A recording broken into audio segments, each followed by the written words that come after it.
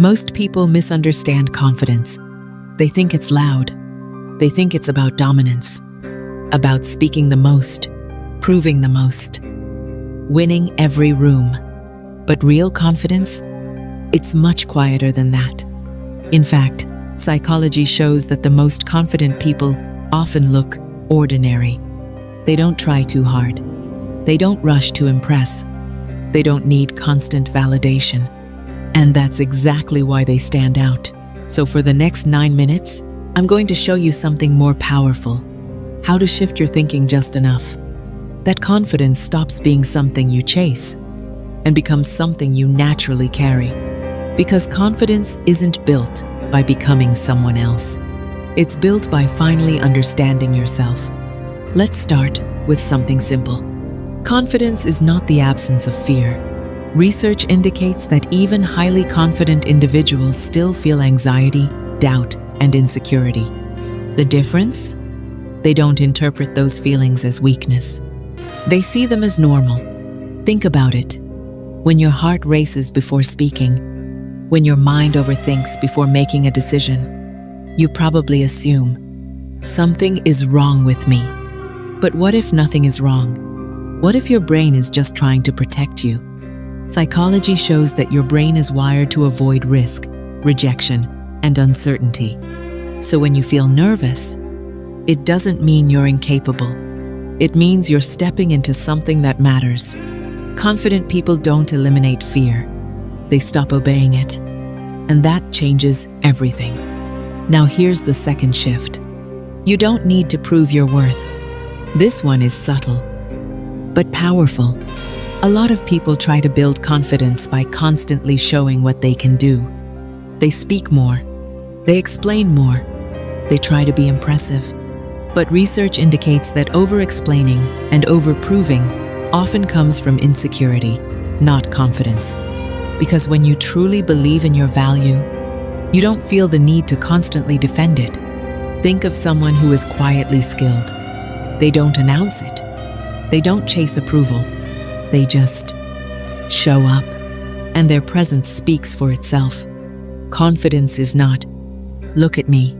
It's, I know who I am. And once you stop trying to prove yourself, you free up a huge amount of mental energy. Energy that turns into calm, clarity, and presence. Here's another truth most people avoid. Not everyone has to like you. This might feel uncomfortable, but it's one of the strongest foundations of confidence. Psychology shows that people with high self-worth don't base their identity on universal approval because they understand something important. Being liked by everyone often means you're not being fully yourself. Think about it. If you adjust your personality for every person, you slowly lose your center. You become reactive, and that kills confidence.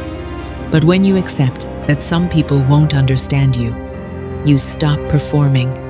You start choosing who you give your energy to, who you open up to, who actually deserves your time.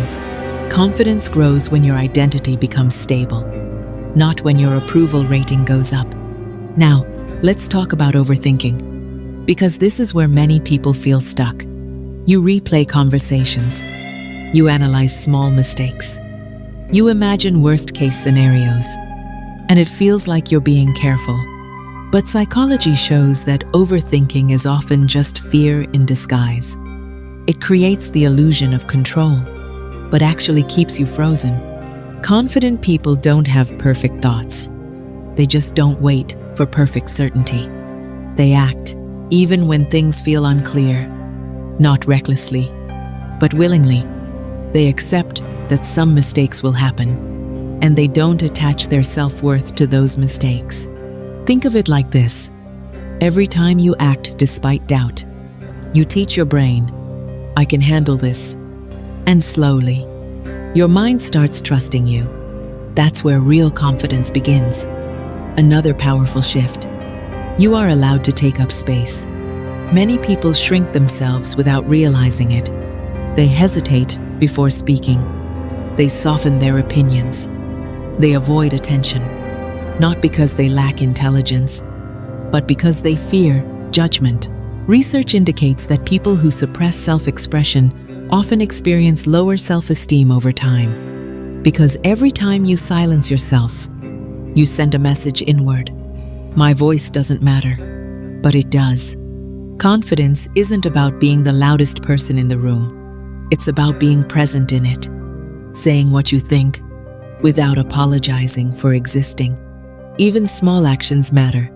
Finishing your sentence without trailing off, maintaining eye contact, not rushing your words. These are not just behaviors. They are signals to your brain, and your brain responds by reinforcing your sense of self. Let's go deeper. Confidence is built through evidence, not motivation. You can watch hundreds of videos, read countless quotes, but if your actions don't change, your self-image won't either. Psychology shows that your brain forms beliefs based on repeated experiences. So if you constantly avoid challenges, your brain concludes, I'm not capable. But if you take small risks consistently, your brain starts updating that belief. I handled that. I survived that. I can do more.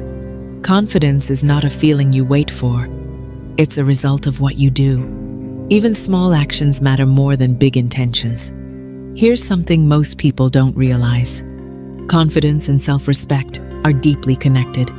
When you keep promises to yourself, your confidence grows. When you break them, it quietly decreases. It doesn't have to be something big. Even simple things. Saying you'll wake up early and actually doing it. Planning something and following through. These moments build internal trust. And research indicates that self-trust is one of the strongest predictors of confidence. Because when you trust yourself, you stop doubting every decision. You move with certainty, not because everything is guaranteed, but because you know you'll handle whatever happens. Now think about this. What if confidence is not something you gain, but something you stop blocking? Most people already have the potential for confidence. It's just buried under fear of judgment, need for approval, overthinking, self-doubt.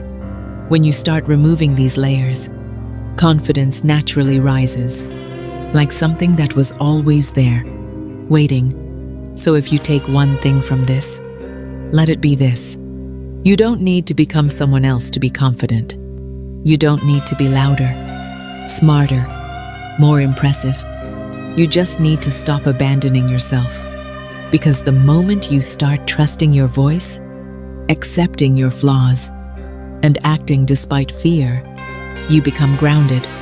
And that grounding, that's what people feel. That's what makes you stand out. Take a second. Think about one small thing you've been avoiding.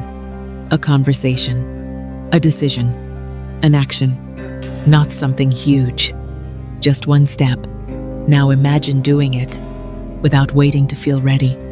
That's where your confidence begins. Not in perfection, but in movement. And maybe you're closer than you think. If this made you see yourself differently, even slightly, then stay connected. Because understanding your mind is one of the most powerful things you can do. Subscribe for more insights like this. Not to change who you are, but to finally understand your strength.